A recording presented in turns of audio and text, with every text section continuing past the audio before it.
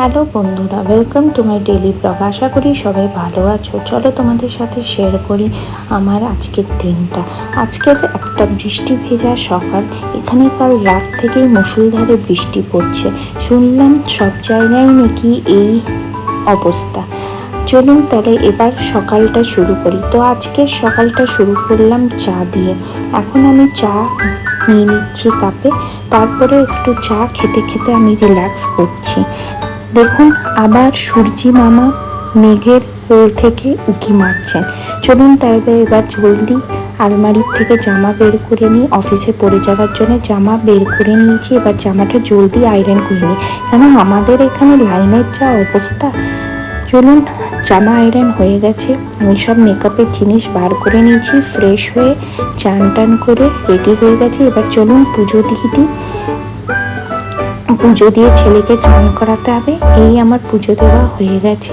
এবার চলুন বিছানাটা ঝেড়ে নিই। ছেলে ঘুম থেকে উঠে গেছে।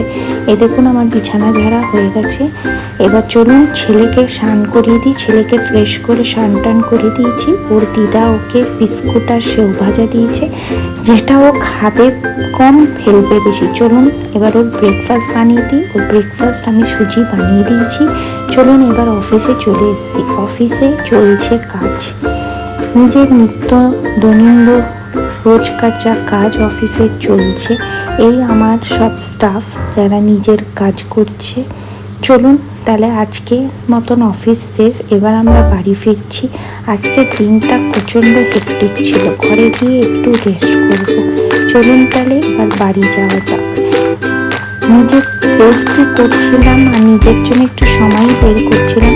তা করতে আমার ছোট মাসি মেশো এসছে নিজেদের নাতিবাবুকে পুজোর জামা দিতে।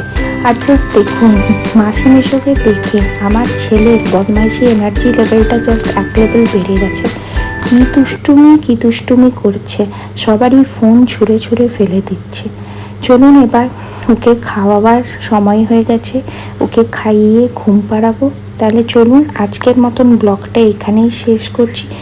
ভালো লাগলে অবশ্যই লাইক, শেয়ার আর অবশ্যই সাবস্ক্রাইব করবে।